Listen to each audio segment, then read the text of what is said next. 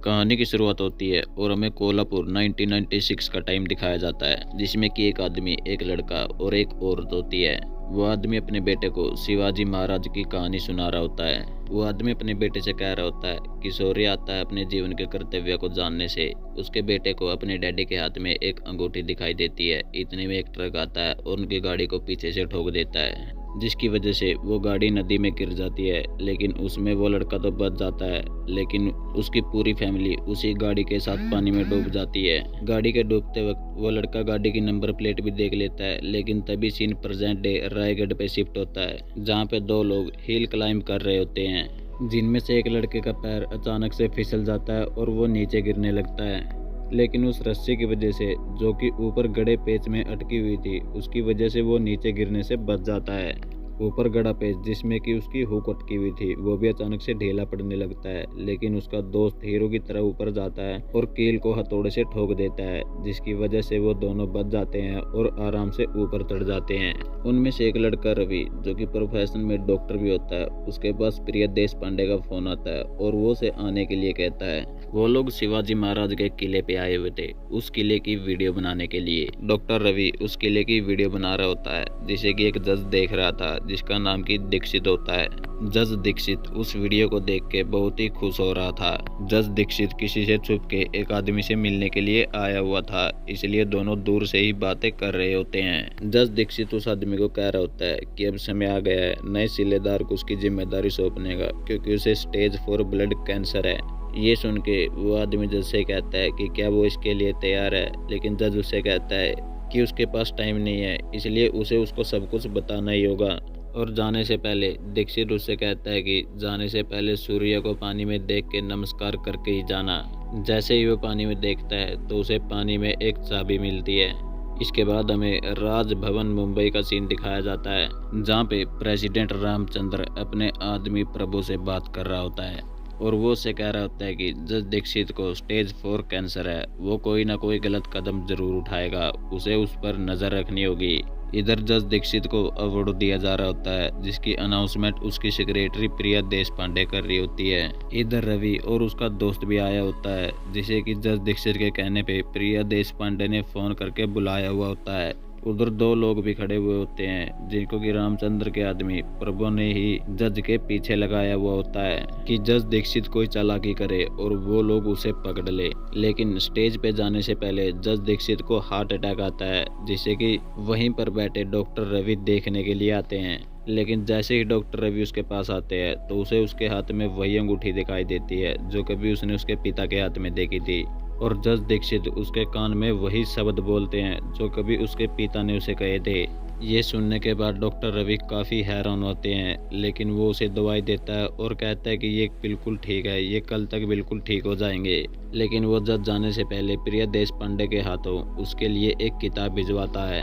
जब रवि उस किताब को खोल के देखता है तो उस पे लिखा होता है कि अगर अपने कर्तव्य को जानना है तो अकेले आना, और उस पे एड्रेस के साथ आने का टाइम भी लिखा हुआ होता है। इधर हम देखते हैं कि प्रेसिडेंट रामचंद्र ने साधु संतों को बंधक बना रखा था, अपने पूर्वजों की आत्माओं को बुला के उनसे खजाने का पता पूछने के लिए। और वो उसे कह रहा होता है कि अगर वो ऐसा नहीं कर पाया तो वो उसके साथ उसके पूरे परिवार को खत्म कर देगा। इधर डॉक्टर रवि जज के बताए हुए टाइम पे उसे ऑफिस में मिलने के लिए पहुंच जाता है, लेकिन प्रभु के आदमी सीसीटीवी से जज पे पहले से ही नजर रखे हुए होते हैं, जिन्हें कि उसके आने का पता चल जाता है। जब इस बारे में वो लोग अपने बॉस से बात करते हैं तो वो कहता है कि वो आ रहा है, वो उन सब पे नजर रखे। जब रवि जज से मिलता है तो वो उससे कहता है कि वो कोई और नहीं बल्कि एक सिल्लेदार है। सिल्लेदार वो लोग होते हैं जिन्हें कि शिवाजी महाराज के खजाने की रक्षा करनी होती है। वो एक संगठन है जो कि सीक्रेट है, लेकिन उन जैसे लोग बहुत ही कम बचे हुए हैं। वो अंगूठी जो उसने उसके हाथ में देखी थी और उसके पिता के हाथ में भी देखी थी, ये अंगूठी सभी सिल्लेदारों के पास होती है। वो इस संगठन का आखिरी सिल्लेदार है, इसलिए उसकी जिंदगी को भी खतरा हो सकता है। वो लोग इतनी बातें कर ही रहे होते हैं कि तभी प्रभु के आदमी इलेक्ट्रीशियन बन के वहाँ जाते हैं वो लोग उससे कहते हैं कि उसके चैम्बर में कुछ इलेक्ट्रिक दिक्कत है, वो लोग उसे चेक करने आए। लेकिन जब जज उसे मना करते हैं तो वो लोग ज़बरदस्ती अंदर घुस जाते हैं। ये देख के जज काफ़ी डर जाता है और डॉक्टर रवि को ज़बरदस्ती बाहर निकाल देता है और उसे जाने से पहले एक बुक देता है। इसके बाद जैसे ही जज पीछे मुड़ता है तो वो दोनों लोग गन निकाल लेते हैं, जिसके बाद जज भागने लगता है। लेकिन तभी उसके सामने प्रभु आता है और उसे एक मुक्का मारता है, जिसके बाद हम देखते हैं कि रवि को अपने बचपन के विजुअल्स आने लग रहे होते हैं। रवि एकदम से जैसे ही सपने से उठता है तभी उसकी डोर बेल बजती है और वो देखता है कि सामने पुलिस खड़ी है। वो पुलिस उसे जज के मर्डर केस में अरेस्ट कर लेती है, क्योंकि जिस जज से वो मिलने के लिए गया था उसका मर्डर हो चुका था। लेकिन तभी वहाँ पे जज की सेक्रेटरी प्रिया देशपांडे आती है और उसे छुड़ा कर ले जाती है। लेकिन अभी भी रवि को ये नहीं समझ में आ रहा था कि आखिर जज दीक्षित उसे अर्जेंटली अकेले में क्यों मिलने के लिए बुला रहा था। लेकिन तभी रवि को जज दीक्षित का भेजा हुआ मैसेज याद आता है। उस मैसेज में जज दीक्षित ने कुछ शब्द भेजे हुए थे जिनमें उन्हें चैम्बर शब्द मिलता है। अब वो लोग वापस फिर से जज दीक्षित के चैम्बर में जाने का प्लान बना रहे होते हैं। तभी हम देखते हैं कि प्रभु उनकी अपडेट रामचंद्र को दे रहा होता है और इसी के साथ ये एपिसोड यहीं पे ख़त्म हो जाता है। अब अगले एपिसोड में हम देखते हैं कि वो लोग कोर्ट आए हुए होते हैं जज दीक्षित के चैम्बर में जाने के लिए। जज दीक्षित की सेक्रेटरी अपना आईडी कार्ड दिखा के अंदर एंट्री ले लेती है और रवि को भी अपने साथ ले जाती है। वो लोग ढूंढने आए होते हैं कि आखिर जज दीक्षित अपने मैसेज में किस चीज़ के बारे में बात कर रहा होता है। बहुत ढूंढने पर उन्हें पता चलता है कि जज दीक्षित अपने मैसेज में अशोक स्तंभ के बारे में बात कर रहे होते हैं।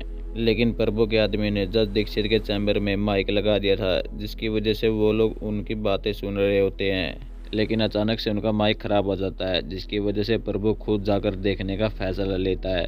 लेकिन तभी वहां अचानक से पुलिस आ जाती है और उस गाड़ी के बारे में प्रभु से पूछताछ करने लगती है। इधर वो लोग अशोक स्तंभ के नीचे लगे चक्र को दोनों एक साथ घुमाते हैं, जिसकी वजह से अशोक स्तंभ के नीचे एक कबर्ड खुल जाता है। उस कबर्ड में कपड़े में लपेट के कुछ रखा हुआ होता है। जैसे ही वो उसे उठा के खोलता है तो वो देखता है कि उसके हाथ में एक चीन है, लेकिन वो सिर्फ आधा ही है। तभी उसे याद आता है कि ऐसा ही एक आधा चीन उसने अपने डैडी की कार में देखा था। लेकिन तभी वहाँ पे पुलिस पहुँच जाती है, जिसके बाद वो लोग खिड़की से कूद के भाग जाते हैं। अगले सीन में हम देखते हैं कि प्रताप चंद्र राव को शिव भूषण पुरस्कार दिया जा रहा होता है। ये पुरस्कार उन लोगों को दिया जाता है जो कि शिवाजी महाराज की अमूल्य वस्तुओं की खोज करते हैं और इन्होंने अपना पूरा जीवन शिवाजी महाराज को दिया है। इधर हम देखते हैं कि रवि उस चीन को देख रहा होता है। तभी उसे प्रिय देशपांडे कहते हैं कि उसे उस चीन के नीचे ये कागज भी मिला है, लेकिन वो कागज ब्लैंक होता है। लेकिन जैसे ही वो गर्म चीज के ऊपर आता है तो उन्हें उसके ऊपर इनविजिबल स्याही दिखाई देती है, जिसपे कि मुंबई चोर बाजार का एड्रेस लिखा हुआ होता है। इसके बाद वो लोग यहीं से मुंबई की बस पकड़ लेते हैं। मुंबई पहुंचने पर उनकी मुलाकात उसी आदमी से होती है जिसको कि जज दीक्षित ने चाबी दी थी। इधर न्यूज पढ़ने पर उस आदमी को भी जज दीक्षित की मौत की खबर पता चल जाती है। उनके साथ ही इधर प्रभु के आदमी भी आए हुए थे, साथ में उनके प्रभु भी आया हुआ था।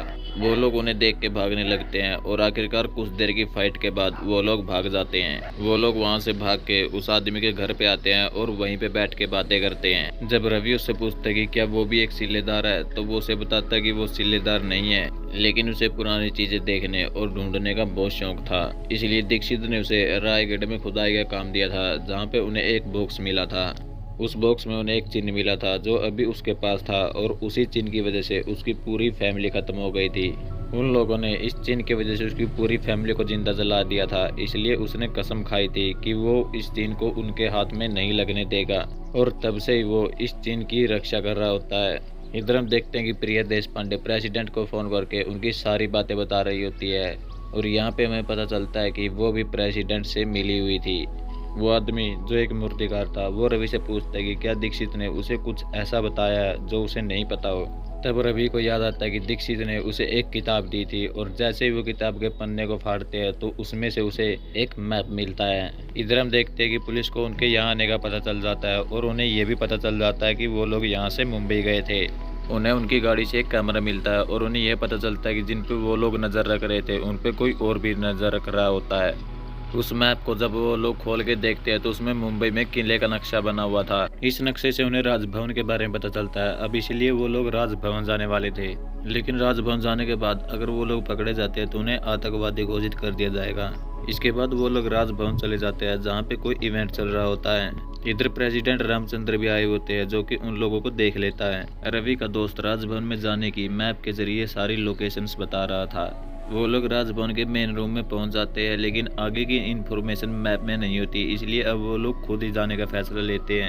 उन्हें वहाँ पे एक फोटो दिखाई देती है जो कि ब्रिटिश साम्राज्य का सबसे पहला सिलेदार था। उस सिलेदार ने एक लाइब्रेरी बनाई हुई थी जिन्हें कि वो ढूंढते ढूंढते वहां तक पहुंच जाते हैं। उस लाइब्रेरी में उन्हें तलवार और ढाल दिखाई देती है, लेकिन जैसे ही रवि उस तलवार को अकेले खींचता है तो कुछ भी नहीं होता। तो रवि को समझ में आ जाता है कि अशोक चक्र को भी घुमाने में 2 लोग लगे थे और इसे भी निकालने के लिए 2 लोग ही लगेंगे। और जैसे ही दोनों तलवारों को एक साथ खींचते हैं तो लाइब्रेरी का पीछे का दरवाजा खुल जाता है और अंदर एक वो लोग गुप्त टनल में चले जाते हैं जहाँ से बाहर निकलने के लिए इमरजेंसी एग्जिट डोर भी बनाया हुआ था। वहीं पर उन्हें एक दरवाजा भी दिखाई देता है जिसमें कि रवि दीक्षित की दी हुई चाबी लगाता है और दरवाजा खुल जाता है। और रवि का पैर जैसे ही अंदर जाके एक पत्थर पे पड़ता है, दरवाजा अपने आप बंद भी हो जाता है। इसके बाद जैसे ही वो लोग आगे जाते हैं तो उन्हें 2 ईंटें दिखाई देती है जिसपे तलवार और ढाल छपी हुई थी। वो लोग उन्हें एक साथ दबाते हैं तो एक और दरवाजा खुल जाता है जिसमें से उन्हें एक बॉक्स मिलता है। लेकिन जैसे ही वो लोग उसे लेके वहां से जाने लगते हैं तो वहां पे प्रभु आ जाता है और उन दोनों के बीच में लड़ाई होने लगती है। और इसी लड़ाई में वो मूर्तिकार प्रभु को मार देता है। वो लोग ऐसे ही ऊपर नहीं जा सकते तो इसलिए उन्हें इमरजेंसी डोर को खोलने का एक लीवर दिखाई देता है।